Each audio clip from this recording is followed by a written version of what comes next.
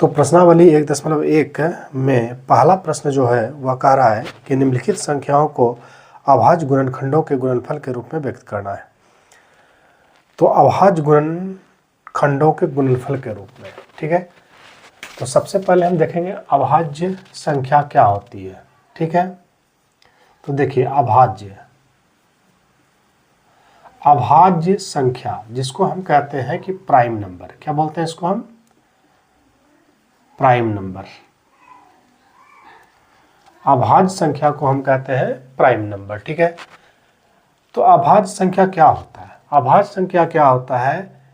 वह संख्या जिसमें क्या हो एक और स्वयं से भाग लगे। क्या लगे?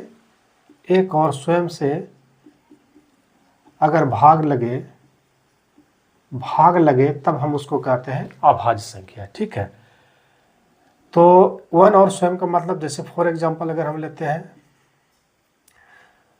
जैसे फॉर एग्जांपल में 2, 3, 5, 7, 11, 13 और 17 ... तो अब देखिए 2 है तो 2 में सिर्फ 1 से लगेगा और स्वयं 2 जो है 2 से ही लगेगा और अन्य नंबर से नहीं भाग लगेगा। 3 में भी 3 से लगेगा और 1 से लगेगा। तो हम इस तरह के नंबर को हम कहते हैं अभाज्य संख्या। तो ये अभाज्य गुणनखंड के फॉर्म में ही बोलता है लिखने के लिए।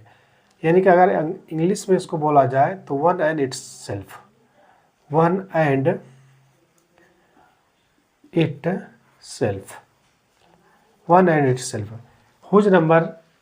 whose number that completely divisible by 1 and itself is called prime number. यानी वह संख्या जिसमें एक और स्वयं से भाग लगे उसको हम कहते हैं अभाज्य संख्या अर्थात प्राइम नंबर।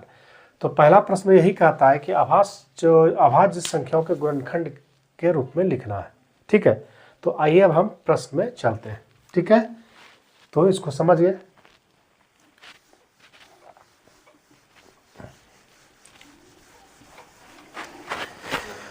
इसमें से प्रश्नावली 1.2 एक्सरसाइज मतलब 1.2 का पहला प्रश्न है, निम्नलिखित संख्याओं को अभाज्य गुणनखंड के गुणनफल के रूप में व्यक्त कीजिए, ठीक है।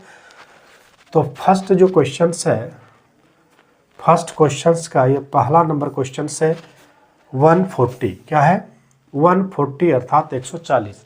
इसको अभाज्य गुणनखंड के रूप में व्यक्त करना है।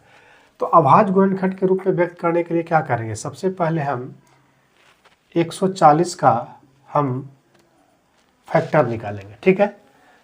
तो गुणनखंड निकालेंगे, इसके लिए क्या करेंगे? हम पहले 2 से डिवाइड करेंगे। 2 का क्या रूल है? अगर इकाई नंबर 0 हो या इवन नंबर हो, यानी सम संख्या, तो 2 से भाग लगता है। तो यहाँ देख रहे हैं 0 है, ठीक है, तो 2 से भाग लगेगा। 2 सते 14, फिर यहाँ हो गया 0, फिर 2 से अगर भाग करिए 2 तिया 6, 1 बचा, 2 पंचे 10, फिर जो है 5 से भाग करिए, 5 सते 35, फिर 7 से करिए भाग, 7 1 7, ठीक है। तो अब क्या है? अब देखिए 140 यानी 140 का जो अभाज्य गुणनखंड क्या होगा? 2 कैगो है? 2 गो। तो लिखिए 2 पर पावर 2 गुना 5 कैगो है? 1 गो, 5 पर पावर 1, और 7 कैगो है? 1 गो, तो 7 पर पावर 1, 1 तो लिखने से कोई इम्पैक्ट नहीं पड़ता है, ठीक है। तो 140 का जो अभाज्य गुणनखंड के रूप में लिखेंगे तो 2 पर पावर 4 गुना 5 पर पावर 1 गुना 7 पर पावर 1, तो यही इसका अभाज्य गुणनखंड के रूप में हम लिखे, ठीक है। तो सिमिलरली इसी तरह से दूसरा क्वेश्चन हमारा है 1 का 156। क्या है? 156। तो फिर हम 156 का इसी तरह से हम खंड करेंगे। तो 156 को करने के लिए फिर से हम करेंगे, यहाँ से देखिए 2 से फिर डिवाइड करिए, 2 सते 14, 1 बचा, 2 अठे 16, फिर कटाइए, 2 तिया 6 और 1 बचा, 2 9 18, फिर 3 से 13 तिया 39, ठीक है। तो इस तरह से इसका अभाज्य गुणनखंड कितना है? इसका अभाज्य गुणनखंड हो गया 2 पर पावर कितना? 112, फिर 3 पर पावर क्या हो गया 1 और 13 पर पावर क्या हो गया 1। ठीक है, तो इस तरह से 156 का आवाज गुणनखंड हो गया। ठीक है, अब तीसरा नंबर हम क्वेश्चन लेते हैं। तो तीसरा नंबर है क्वेश्चन हमारा 3825। क्या है 3825। ठीक है, तो 3825 का भी हम आवाज गुणनखंड हम निकालेंगे। ठीक है, तो इसके लिए पहले हम इसको यहाँ से इसको मिटाते हैं जगह नहीं होने की वजह से। ठीक है, तो अब क्या करते हैं, फिर से हम 3825 का गुणनखंड करते हैं। तो सबसे पहले हम 2 से डिवाइड करेंगे, तो इवेन नंबर होना चाहिए यूनिट प्लेस पे, यानी कि इकाई अंक पे नहीं है। तो अब 3 का रूल है। 3 का रूल क्या है, सबको जोड़ेंगे। 5 3 5 2 7 8 15 15 3 कितना होता है 18। 18 को जोड़िए 8 1 9 3, 3 से 1 कट रहा है। ठीक है, 3 से कटाइए, तो 3 से इसमें हो गया एक बार में, 3 दूनी 6 2 8 2 बचा, 3 7 21 1 बचा, 3 5 15। फिर जोड़िए 7 5 12 2 14 1 15, फिर 3 से कटेगा, 3 चौका 12, 3 दूनी 6 1 3 5 15, फिर 5 2 7 4 11 नहीं कटेगा, वो डायरेक्ट अब 5 से कटेगा, 5 8 40 और 5 25, फिर कटाइए 5 से 17 5 85। ठीक है, तो 3825 ने 3825 का जो आभाज्य गुणनखंड क्या हो गया 3 पर पावर 2, यानी कि 3 का एगो है 2 ठो, 5 का एगो है 2 गो और 17 का एगो है 1 गो। तो 3825 का जो आभाज्य गुणनखंड हो गया 3 पर पावर 2 गुना 5 पर पावर 2 गुना 17। ठीक, इसी तरह से अब हम चौथा नंबर क्वेश्चन लेते हैं। तो चौथा नंबर का क्वेश्चन है हमारा है 5 00 और 5 इन 5005, इसका आभाज्य गुणनखंड हम लेंगे। ठीक है, तो इसी तरह से हम इसका भी हम यहाँ पे आभाज्य गुणनखंड करते हैं। ठीक है, तो अब क्या है 5005, तो सबसे पहले ये कितना से कटेगा, 2 से नहीं कटेगा, इवन नंबर है, 3 से भी नहीं कटेगा, 5 5 10 हो जाता है, 4 से भी नहीं कटेगा, 5 का रूल क्या, इकाई नंबर होना चाहिए 5 या 0, 5 है तो 5 से कटेगा, 5 को आंसर 5, फिर 0 0 0 5 को आंसर 5। ठीक है, अब हम क्या करेंगे, इस नंबर को हम अब 5 6 से भी नहीं कटेगा, 7 से है। 7 का रूल क्या है, 5 से गुना कर इसमें 5 जोड़िए। ठीक है, तो 105, 15 7 75 से, यानी कि 7 से कट रहा है, तो 7 से इसको कटाइए, 7 1 कम 7 है, 7 3 10, 7 चौक 28, 2 बचा, 7 3 21। ठीक है, अब हम क्या करेंगे, अब 7 से ही नहीं कटेगा, 8 से भी नहीं, 9 से भी नहीं, 10 से भी नहीं, 11 से। 11 का रूल क्या है, इसको चिन्ह लगाइए, इसको छोड़िए, इसको लगाइए, और दोनों का अंतर अगर 0 हो और 11 हो तो क्या होता है, वह 11 से कटता है। मैंने इसको लगाया, इसको छोड़िए, इसको लगाया, तो क्या होगा 3 1 4 और 4, अगर घट के दोनों 0 आ जाए या तो 11 का फैक्टर हो जाता है, 11 से कटता है। ठीक है, तो 11 से कटाइए, 11 1 में 11, इसमें कितना बचेगा 3, 11 3 33। ठीक, अब नहीं कटेगा, अब क्या इसी नंबर से कटेगा, 13 1 13, तो 5 0 0 0, 5 का आभाज्य गुणनखंड क्या हो गया 5 गुना 7 गुना 11 गुना क्या हो गया 13। ठीक है, और अब क्वेश्चन नंबर 1 का 5 नंबर क्वेश्चन है। 5 नंबर क्वेश्चन में क्या बोलता है, 7 4 2 9, इसका आभाज्य गुणनखंड के रूप में लिखना है। ठीक है, तो इसको भी हम अब गुणनखंड निकालेंगे। ठीक है, तो देखिए 7 4 2 9, क्या लिखेंगे यहाँ 7 4 2 9। ठीक है, अब हम यहाँ पर क्या करते हैं, इसको इवेन नंबर नहीं है तो 2 से नहीं कटेगा। 3 का रूल क्या है, 7 4 11 2 कितना होता है, 11 2 13, 13 9 9 3 22, 3 से भी नहीं कटेगा, 4 से 5 से 6 से 7 से, 7 7 42, 7 से भी नहीं कट रहा है, 8 से 9 से 10 से। अब तो 11 से देखते हम कटता है कि नहीं, तो इसको लगाइए, फिर छोड़िए, इसको लगाइए, फिर इसको छोड़िए, तब जोड़िए 9 4 13 और 7 और 2 9, तो 13 9 4, तो फिर यानी कि 11 से भी नहीं, 12 से भी, अब देखते हैं 12 से भी नहीं कट रहा है, 13 से देखते हैं। ठीक है, 13 से भी नहीं कटेगा, तो 17 से देखते हैं। ठीक है, 17 7 2 17, 17 चौकी 8, 17 5 85, 17 चौकी 68 68, 17 चौकी 68।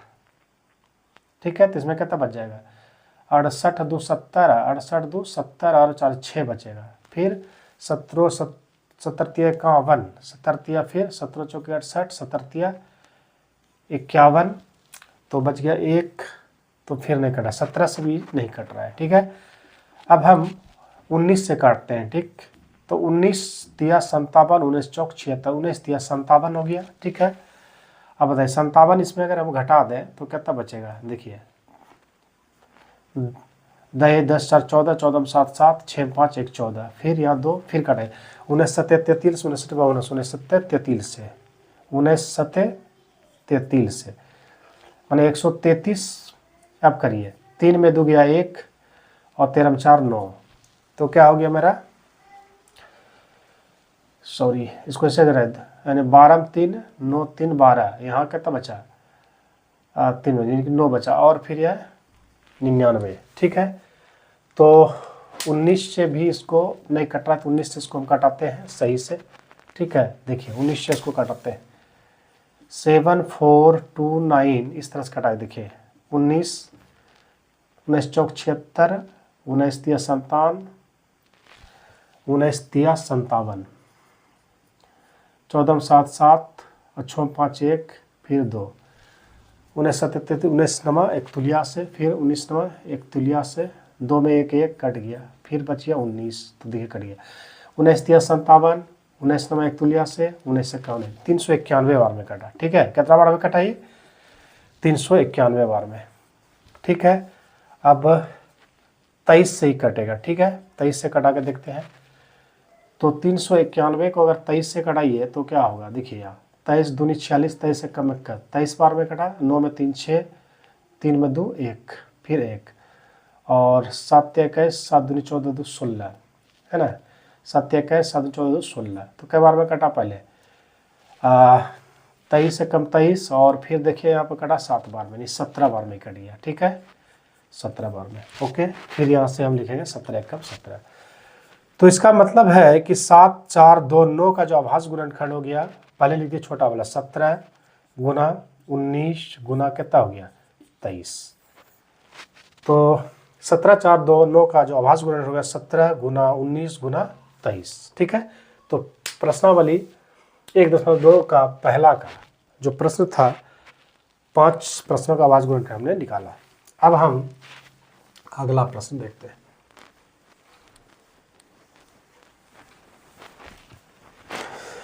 2 नंबर प्रश्न है, पूर्णांक के निम्नलिखित युग्मों के HCF और LCM ज्ञात कीजिए तथा इसकी जांच कीजिए। 2 संख्याओं का गुणनफल बराबर HCF गुना LCM है। मतलब अभाज्य गुणनखंड विधि से हमको LCM और HCF निकालना और जांच भी करना। ठीक है, तो क्वेश्चन नंबर 2 का जो है प्रश्न, क्वेश्चन नंबर 2 का जो प्रश्न है, पहला प्रश्न है। ठीक है, पहले प्रश्न में हमारा दिया है 26 और 91, कितना है 26 और 91। ठीक है, तो 26 का हमको क्या करना, अभाज्य गुणनखंड पहले निकालिए। तो 26 का अभाज्य गुणनखंड क्या होगा, तो इसको हम इस तरह से 26 का अभाज्य गुणनखंड निकालेंगे। ठीक है, 2 से 13 दूनी 26, और फिर 13 से भाग दे एक बार में, तो कितना लिख सकते हैं 2 गुना 13 गुना 1। ठीक है, उसी प्रकार हम 91 का लिखेंगे, तो 91 का क्या हो जाएगा, देखिए 7 से 13 7 91, 13 कम 13, तो क्या हो गया 7 गुना 13 गुना 1। ठीक है, अब हमको 26 और 91 का कहता है कि HCF और LCM निकालिए और जांच भी कीजिए। ठीक है, तो इसका जो HCF होगा, जो कॉमन दोनों में आता है वही उसका HCF होता है। तो देखिए 13 और यहाँ भी 13 और 1 और 1, तो कॉमन आ रहा है 13 गुना 1, यानी 13 गुना क्या करेंगे 1 बराबर क्या हो गया 13, तो HCF इसका क्या निकल गया 13। अब इसका LCM निकालना है, तो LCM क्या होता है, जो कॉमन आता है दोनों में, तो कॉमन क्या आ रहा है 13 गुना 1, तो 13 गुना 1 लिखिए, और जो बच गया जैसे 2 और 7, तो सबको लिखना है 2 गुना 7, इस तरह से इसका LCM निकलता है। तो 7 दूनी 14, 14 गुना 13, 14 तिया 42 करी 2, और 14 एकम 14 4 क्या हो गया 18। तो इसका मतलब इसको गुना करेंगे तो 182 आएगा। ठीक है, तो 26 और 91 का जो HCF है वह है आपका 13, और 26 और 91 का जो LCM है वह 82 है। अब इसको कहता है कि जांच चेक कीजिए कि मेरा एलसीएम और एचसीएफ सही है अथवा नहीं है। ठीक है, तो इसको जांच करने के लिए क्या करेंगे, प्रश्न में दिया है पहली संख्या गुना क्या होता है दूसरी संख्या। ठीक है, और बराबर एलसीएम गुना क्या है एचसीएफ, यही होता है, इसी से जांच करेंगे। तो पहला संख्या क्या है यहाँ पे देखिए 26, दूसरी संख्या क्या है 91, और इधर एलसीएम कितना निकला 182, और फिर एचसीएफ कितना है 13। अब हम क्या करेंगे, दोनों तरफ मल्टीप्लाई कर देंगे, गुना करेंगे, अगर बराबर हो गया तो मेरा यह क्या है सही है। तो अब गुना करते हैं, 6 गुना 1 क्या हो गया 6। ठीक है, और फिर क्या 6 नमा 54, और 2 1 2 54 2 54 2 56 करीब 6 बच गया कितना 56 करीब 6 बच गया 5, फिर 9 दूनी 18 5, 18 5 कितना होता है 18 5 8 5 13 23 23 66 इधर हो गया। फिर हम इन दोनों को गुना करेंगे इधर, तो 13 दूनी 26 करीब 6 बच गया कितना 2, 13 8 चलो तर से 104 और 2 104 2 106 करीब 6 बच गया 10, अब 13 का 13 और 10 कितना हो गया 23। तो देखिए क्या हो गया एलएचएस और आरएचएस क्या हो गया, ये एलएचएस और आरएचएस क्या हो गया बराबर हो गया। तो इसका मतलब जांच में मेरा क्या है सही निकला कि एचसीएफ और एलसीएम क्या है सही है। इस तरह से हम इसको क्या करेंगे, अभाज्य गुणनखंड से पहले हम एचसीएफ एलसीएफ निकालेंगे, फिर उसको हम जांच करेंगे। ठीक है, अब दूसरा नंबर क्वेश्चन चलता है।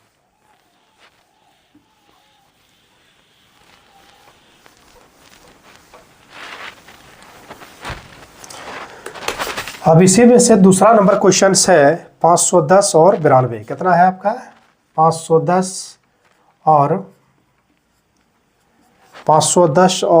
92 92। तो पहले 510 का हम क्या करेंगे गुणनखंड करेंगे। तो देखिए अब 510 का हम गुणनखंड करते हैं। तो पहले इवेन नंबर है, सम संख्या है, तो 2 से कटेगा, 2 दूनी 4, इसमें 1 बचा, 2 पंचे 10, 1 2 पंचे 10। ठीक है, 2 दूनी 4, इसमें 2 दूनी 4, 1 बचा, इसमें 2 पंचे 10, 1 2 पंचे 10। फिर ठीक है 5 5 10 12, फिर 3 से कटेगा, 3 8 24, 1 बचा, 3 5 15। ठीक है, फिर अब 5 से कटेगा, 5 1 5 है, 3 8 5 7 35, फिर 17 से कटेगा, 17 1 17। तो 510 का जो अभाज्य गुणनखंड है देखिए कितना आ गया 2 गुना 3 गुना 5 गुना 12 गुना 1। ठीक, अब उसी तरह से हम करेंगे 92 यानी 92 का अभाज्य गुणनखंड। ठीक है, तो 92 का अगर अभाज्य गुणनखंड करेंगे 92 का तो कितना होगा, गुना करिए, इवेन नंबर है सम संख्या, तो 2 से कटेगा, 2 चौका 8, 1 2 छक्का 12, फिर करिए 2 दूनी 4, 2 तिया 6, अब नहीं कटेगा 23 से 23 का। तो इसका जो अभाज्य गुणनखंड हो गया 2 गुना 23 गुना क्या हो गया 1। ओके, अब हमको पहले एचसीएफ निकालेंगे। तो एचसीएफ क्या होता है बोलिए, एचसीएफ क्या होगा, दोनों में जो कॉमन आएगा, तभी हम देख रहे हैं यहाँ पे क्या रहा है कि इसमें 2 को मिल रहा है। ठीक है, और 23 5 2 और कुछ और 1 मिल रहा है, मतलब 2 गुना 1 मिल रहा है, मैंने 2 1 2, यानी कि एचसीएफ कितना हो गया 2। ठीक है, अब हमको एलसीएम निकालना है। क्या निकालना है एलसीएम। तो एलसीएम में क्या करते हैं, दोनों में जो कॉमन आता है पहले उसको लिखते हैं, उसके बाद जो बच गया वो सारा लिख देते हैं। तो क्या बच गया देखिए, इधर बच गया कितना 3 5 और ये 17 है, 3 5 और 17, 3 5 और 17, और यहाँ पे बच गया 2 गुना 23, 2 गुना 23। ठीक है, अब इस सबको गुना कर दीजिए कितना होगा। तो देखिए 5 तिया 15 दूना 30, 30 दूनी कितना हो गया 60, 60, और फिर अब 17 गुना 23 करिए, 17 तिया 51 करिए, 1 बचा 5, 7 दूनी 34 और 5 34, 5 4 39। ठीक है, अब इसको फिर से गुना करिए, 6 1 का 6, 6 नमा 54 करी 4, बच गया कितना 5, 5 बचा, 6 18 5 और 5 6 18 5 8 5 13 23। तो क्या हो गया 23 460। ठीक है, तो एलसीएम इतना निकल गया, एचसीएफ 2 निकल गया। अब हम इसको जांच करेंगे। ठीक है, क्या करेंगे जांच ये चेक करेंगे कि सही है या गलत। ओके, तो इसके लिए हम यहाँ अब इसको लिखते हैं। ठीक है, तो जांच में क्या करेंगे देखते हैं। तो क्या होता है जांच में, देखिए पहली संख्या गुना दूसरी संख्या बराबर एलसीएम गुना क्या होता है एचसीएफ। ठीक है, अब देखिए पहली संख्या कितना है यहाँ पर 510 गुना दूसरी कितना है 92। इधर में देखिए एलसीएम कितना निकला 23 460 और गुना एचसीएफ कितना है 2। अब दोनों को गुना करके हम देखते हैं कि बराबर आता है कि नहीं। ठीक है, तो 51 गुना पहले हम 92 करते हैं। ठीक है, तो गुना करिए 2। ठीक है, 2 एकम 2 9 और 5 दूनी 10, 10 9 19, 2 एकम 2 हो गया 2 एकम 2 गुना 1 2, 9 का 9 और 5 दूनी 10 9 19 करीब 9 बच गया कितना यहाँ पर देखिए बच गया यहाँ पर 1 9 5 45 1 46 92। ठीक है, तो क्या हो गया 46 92, यहाँ लिखिए 46 92 और 1 0। ठीक है, अब फिर इधर गुना करिए कितना होगा 6 दूनी 12 की 2, 4 दूनी 8 1 9, 3 दूनी 6, 2 दूनी 4 फिर 1 0। देखिए अब LHS RHS क्या हो गया दोनों बराबर हो गया। ठीक है, LHS RHS दोनों बराबर हो गया। तो इसका मतलब है कि मेरा एलसीएम और एचसीएफ क्या है दोनों राइट है, सही है। तो इस तरह से हम चेक कर सकते हैं। ओके, अब हम प्रश्न संख्या लेते हैं 3।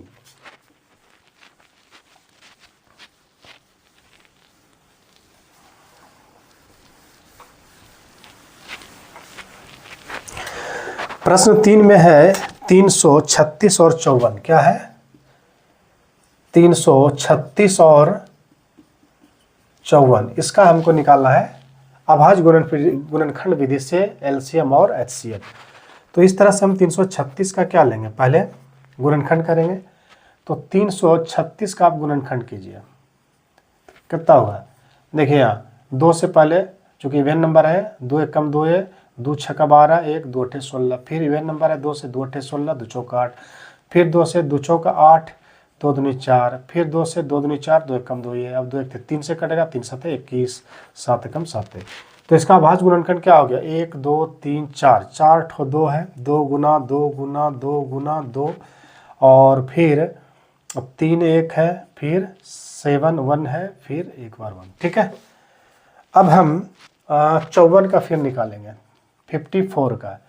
तो 54 का निकालिए 2 2 जार 4, 2 दूनी 4 1 2 7 14, 3 नमा 27, 3 तिहाई 9, 3 एकम 3 है। ठीक है, तो 54 का जो अभाज्य गुणनखंड हो गया वह हो गया 2 गुना 3 गुना 3 गुना 3 गुना 1। ठीक, ये हो गया। अब इसी में से पहला एचसीएफ निकालेंगे। एचसीएफ क्या हो जाएगा बोलिए, जो कॉमन आता है यहाँ पर 2 आ रहा है और यहाँ पर क्या 1 3 मिल रहा है और 1 1 मिल रहा है और 1 2 3 गो इसमें एक ही तो है 2 तो एक ही है तो बस। तो क्या हो गया 2 और 3 और 1 मिल रहा है तो 3 दूनी 6 गुना 1 6, यानी कि 2 गुना 3 गुना 1 1 कॉमन आया तो 3 दूनी 6 गुना 1 कितना हो गया 6। तो इसका एचसीएफ क्या हो गया 6। अब इसका एलसीएम निकालना है। एलसीएम में क्या करेंगे, जैसे कॉमन आ रहा है 2 है ना, तो 2 लिख दीजिए और जो बचा सबको लिखिए 2। तो 2 कॉमन है, क्या बचा 3 ठो 2 1 2 3 3 एक कॉमन है फिर 3 ले लिए बच गया क्या, और यहाँ पे 3 गुना 3 और 7।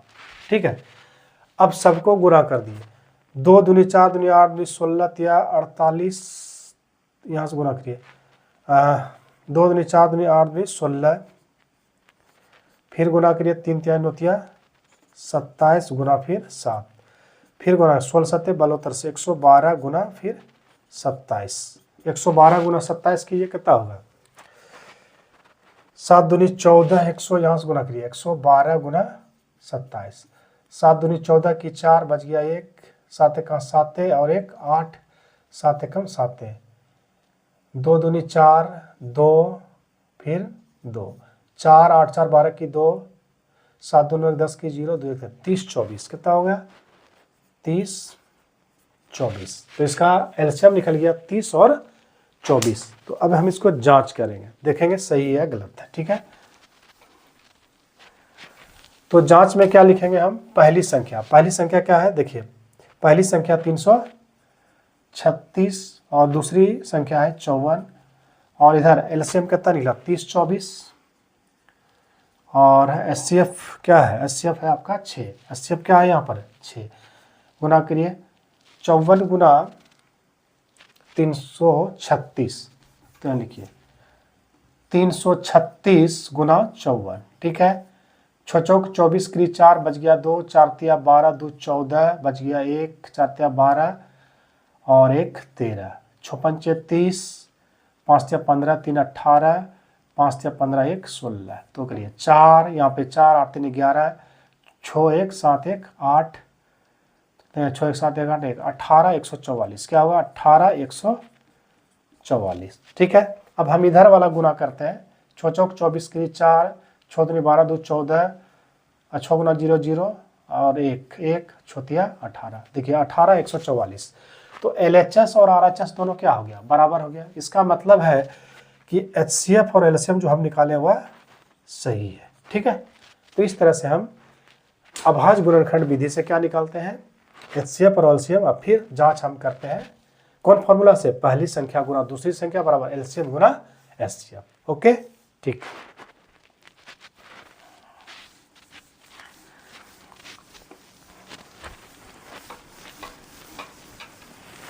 अब हम प्रश्न संख्या 3 में चलते हैं। अभाज्य गुणनखंड विधि द्वारा निम्नलिखित पूर्णांकों का एचसीएफ और एलसीएम ज्ञात कीजिए। तो 2 नंबर की तरह ही क्वेश्चन है, लेकिन इसमें हमको जांच नहीं करना है, ठीक है ना। तो तीसरा का पहला नंबर क्वेश्चन है 12 15 और 21, क्या है 12 15 और 21, इसका आपको एचसीएफ निकालना है कौन विधि से, अभाज्य गुणनखंड विधि से, ठीक है। तो सबसे पहले हम 12 का गुणनखंड करेंगे, उसके बाद 15 का करेंगे, उसके बाद 21 का करेंगे, ठीक है। तो 12 का जो गुणनखंड होगा इस तरह से क्या होगा, 2 छक्का 12, 2 तिया 6 और 3 एकम 3 है, यानी कि 2 गुना 3 गुना 1। फिर हम 15 का करेंगे, तो 15 का क्या होगा, 3 पचे 15 और 5 से भाग देंगे एक बार, यानी कि 3 गुना 5 गुना 1, ठीक है। फिर 21 का करेंगे तो क्या होगा, 3 सते 21 और 7 एकम 7, यानी कि 3 गुना 7 गुना 1, ओके। तो इसमें कहता है एचसीएफ और एलसीएम ज्ञात करिए। तो क्या करना है, एचसीएफ ज्ञात करेंगे तो क्या हो जाएगा, तीनों में जो कॉमन आ रहा है, देखिए क्या आ रहा है, 1 3 यहाँ, 1 3 यहाँ, 1 3 कॉमन मिल रहा है, और 7 5 और कुछ नहीं मिल रहा है, तो क्या लिखेंगे 1 1 फिर कॉमन आ रहा है। तो इसका एचसीएफ क्या होगा, 3 गुना 1 बराबर, यानी कि क्या हो गया 3। फिर एलसीएम निकालना है इसका। तो एलसीएम क्या होता है, जो कॉमन आता है उसको लिखिए, पहले 3 और 1 कॉमन आ रहा है, 3 1 कॉमन लिख दिए, उसके बाद जो बचा क्या बच गया, 7 बच गया, उसके बाद क्या बच गया 5 बच गया, उसके बाद क्या होगा 2 गुना 2 बच गया, ठीक है। अब इसको गुना करेंगे, 5 दूनी 10 दूनी 20 तिया 60, 60 गुना क्या करेंगे 7, तो कितना होगा 6 7 42 और 1 0 पुट करेंगे, यानी 400 क्या आ जाएगा 420। तो ये अभाज्य गुणनखंड विधि से क्या निकला, एचसीएफ और एलसीएम।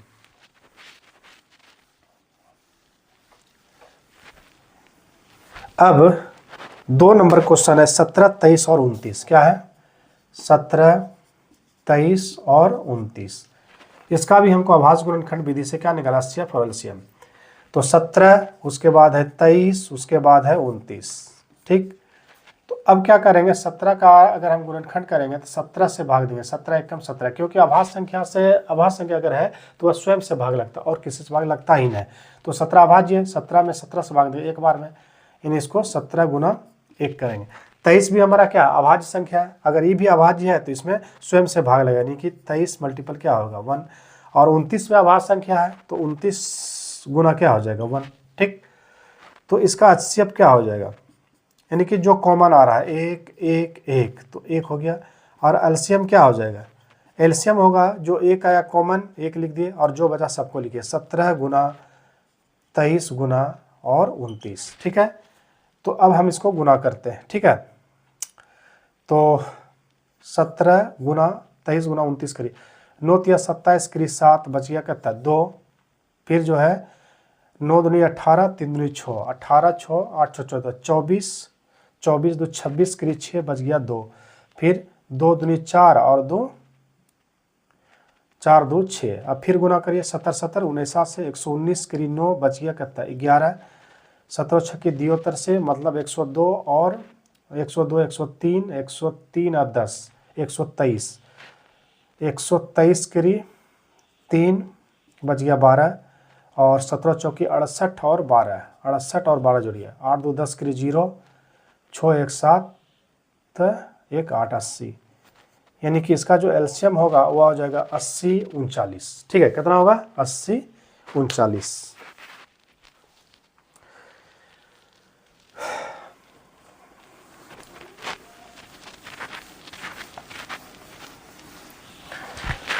अब प्रश्न 3 का 3 नंबर क्वेश्चंस क्या है। प्रश्न 3 का 3 नंबर क्वेश्चंस में 8 9 और 25, 8 9 और 25 का एलसीएम और एचसीएफ। तो 8 का फैक्टर करेंगे तो क्या होगा 2 गुना 2 गुना 2 गुना 1।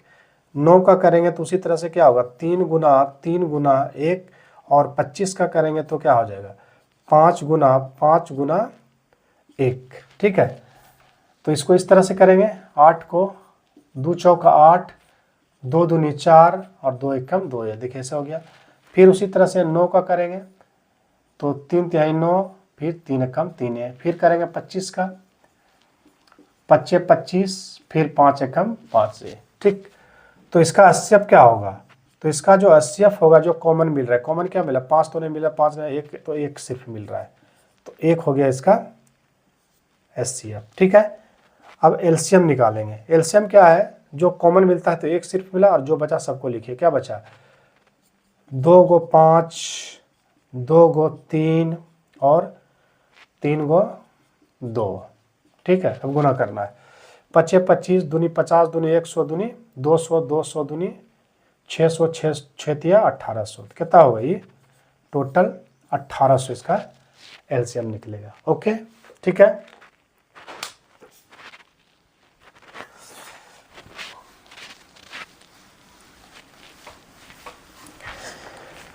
अब प्रश्न है 4। प्रश्न 4 में क्या कहता है, देखिए HCF 306 यानी 306 और 657 यानी 657 इक्वल टू दिया हुआ है 9, ठीक है। अब कह रहा है कि एलसीएम 306 657 यानी 657 बराबर व्हाट क्या होगा, ठीक है। यह वैल्यू निकालना है। तो फॉर्मूला आपको पता है क्या होता है, पहली संख्या गुना दूसरी संख्या बराबर एलसीएम गुना एचसीएफ, ठीक है। इसी पे पुट करेंगे तो पहली संख्या कितना होगा 306, दूसरी संख्या क्या है 657, और एलसीएम ऑफ कितना है, एलसीएम ऑफ है 306 657 और फिर है एचसीएफ कितना है 306 और 657। ओके, अब क्या करेंगे 306 गुना 657 बराबर एलसीएम ऑफ 306 इंटू 657 गुना इसका वैल्यू कितना है, देखिए इसका वैल्यू यहाँ से यहाँ कितना दिया है 9, तो यहाँ पे हम 9 लिख देंगे, ठीक। अब देखिए एलसीएम ऑफ 306 657 बराबर, ये गुना है, इधर आके क्या हो जाएगा भाग, तो 306 गुना 657 बटे 9। अब 9 से इसको भाग करिए, 9 छक्की 54, 9 सत्ते 63, ठीक है। 9 सत्ते 63 और 63 64 पे 2 बचा, 9 तिया 27 कट गया। अब 306 गुना 73 करेंगे, कितना करेंगे 306 गुना 73 यानी 73। तो यहाँ गुना करते हैं 306 गुना 73, छोतिया 18, 0 गुना 3 0, 0 प्लस 1 1, 3 तिहाई 9, 6 सत्या 42, बच गया कितना 4 सत्या 21, 8 2 1 3, 9 4 13 की 3, 1 1 2 फिर 2, 22 338। तो कितना आंसर निकला इसका 22 338। ठीक है, एलसीएम ऑफ 306 और 657 यानी 306 और 657 का आंसर क्या होगा 22,338 आंसर। ठीक है, तो ये इसका राइट आंसर होगा।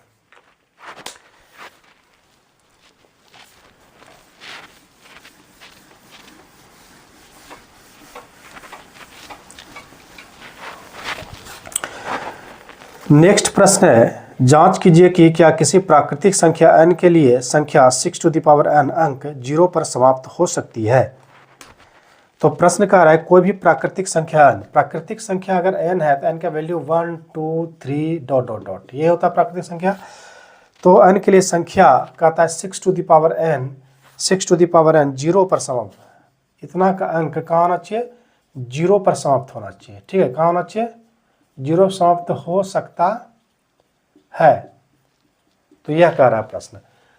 तो n क्या हो 1 2 3 कुछ भी n का वैल्यू यहाँ रख दे पावर। ठीक है, तो 0 पर यानी कि मान लिए इसका कहने का मतलब क्या होगा 6 पर पावर 1 करेंगे तो क्या होगा 6, फिर 6 पर पावर ये 2 रखेंगे तो क्या होगा 6 का 36।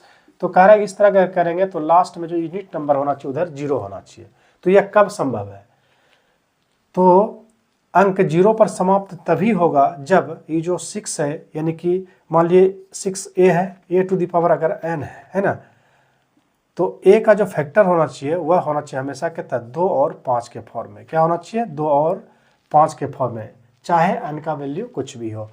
तो 2 और 5 के अगर फॉर्म में रूप में है तो हमेशा यह 0 पर समाप्त होगा। ठीक है, तो इसका मतलब है यानी 6 का अगर फैक्टर करें हम तो 3 गुना क्या होगा 2 पर पावर क्या हो गया n।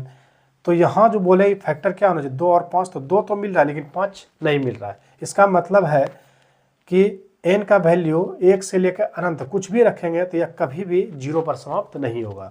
0 पर समाप्त कब होगा जब यहाँ 2 और 3 2 और 5 दोनों हो, क्या हो 2 और 5 दोनों हो, लेकिन उसके अलावा हो तो कभी वह 0 पर समाप्त नहीं हो सकता है।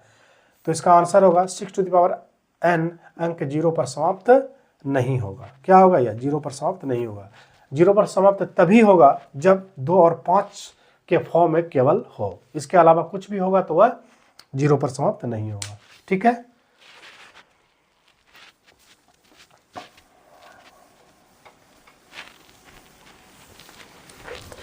नेक्स्ट प्रश्न है 6 नंबर का, व्याख्या कीजिए कि 6 नंबर क्वेश्चन में व्याख्या करना। देखिए क्या करता है 7 गुना 11, 7 गुना 11 गुना 13 अब प्लस में 13, और दूसरा भी एक क्वेश्चन है 7 गुना 6 गुना 5 गुना 4 गुना 3 गुना 2 गुना 1 प्लस में 5। कह रहा है बताइए यह जो है भाज्य संख्या है या यह भाज्य संख्या है। तो भाज्य संख्या होने के लिए रूल्स होता है कि भाज्य संख्या तभी होगा जब अभाज्य संख्याओं का गुणनफल हो। क्या हो अभाज्य संख्याओं का गुणनफल हो। तो गुणनफल का मतलब गुना के रूप में हो। यहाँ पर देखें गुना है, यहाँ भी गुना गुना गुना, लेकिन यहाँ भी गुना, लेकिन यहाँ पे क्या आ गया जोड़। ठीक है, इसको गुना के फॉर्म में हमको बदलना पड़ेगा। यहाँ भी गुना है लेकिन यहाँ पे जोड़ आ गया। ठीक है, तो याद रखिए कि अभाज्य संख्याओं का गुणनफल हमेशा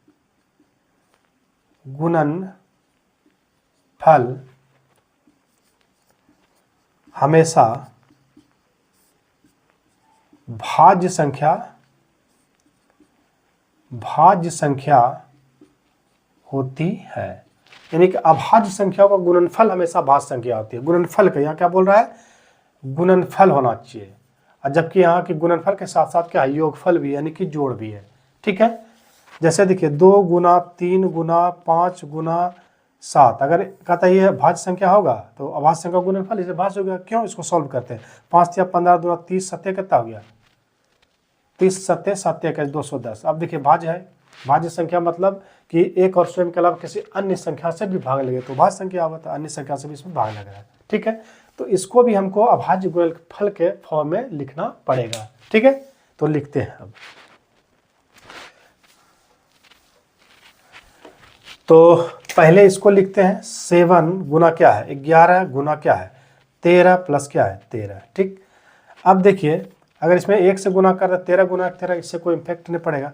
अब देखिए प्लस के पहले और प्लस के बाद क्या कॉमन आ रहा है भाई, 13, यहाँ भी 13 मिल रहा है, तो 13 इसमें हम कॉमन ले लेते हैं। ठीक है, अब यहाँ क्या बचा 7 गुना 11, इस जगह क्या बचेगा 1। अब प्लस में 13 कॉमन ले, क्या बचा यहाँ पर भाई 1 बचा। ठीक, अब यहाँ लिखिए 13, अब देखिए इसको गुना करिए यहाँ पे, अगर 77 गुना 1 77, और प्लस में क्या है 1, फिर इसको सॉल्व किए 13 गुना 77 1 कितना हो गया 78। अब इसको अभाज्य गुणनफल के फॉर्म में लिखना है, चूँकि 78 क्या है हमारा भाज्य है, तो 13 गुना इसको फैक्टर करेंगे इस तरह से 78 को, तो देखिए 2 से 2 तिया 6, 1 7 2 नमा 18, फिर 3 से 13 तिया 39, तो कितना हो जाएगा इसका 3 गुना 13।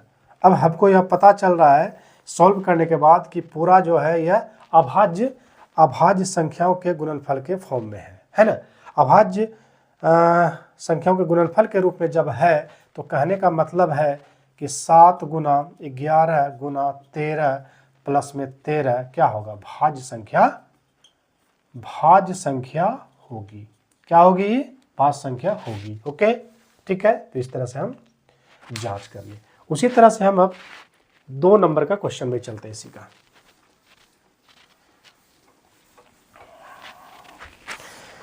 2 नंबर में क्वेश्चंस में है यही क्या है 7, देखिए यही है। अब इसमें क्या है, अब इसमें तो मतलब प्लस के बाद, अब प्लस के पहले कुछ भी कॉमन आ रहा है, क्या आ रहा है, तो 5 हमारा क्या आ रहा है कॉमन आ रहा है, तो 5 कॉमन लीजिए, क्या बचेगा यहाँ 7 गुना 6 गुना यहाँ पे 1 बचेगा, गुना 4 गुना 3 गुना 2 गुना 1। ओके, और प्लस में इधर क्या बचेगा 1।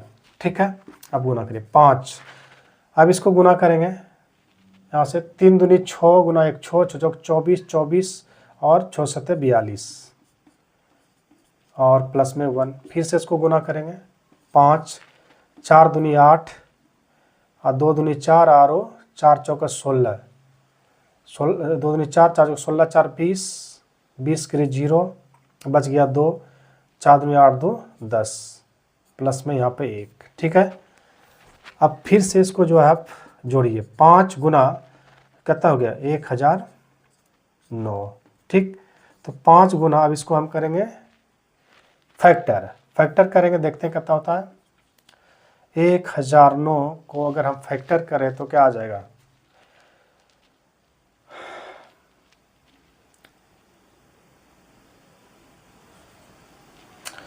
तो 3 से नहीं कटेगा, मतलब 1009 ये भी अभाज्य संख्या है 1009।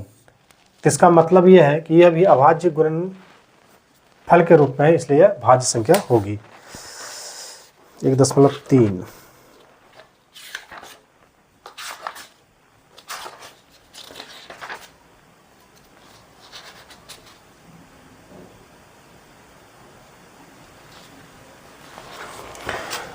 तो यहाँ पर क्या 5 गुना 1009, तो इसका मतलब है ये भी अभाज्य संख्या है, ये भी अभाज्य संख्या है, तो इसका मतलब है कि अभाज्य संख्याओं के गुणनफल के रूप में हो गया। अतः 7 गुना 6 गुना 5 गुना 4 गुना 3 गुना 2 गुना 1 प्लस 5 क्या है अभाज्य, क्या होगा भाज्य संख्या होगा। क्या होगा, ये भाज्य संख्या होगी। तो यही हमारा आंसर हो गया। ठीक,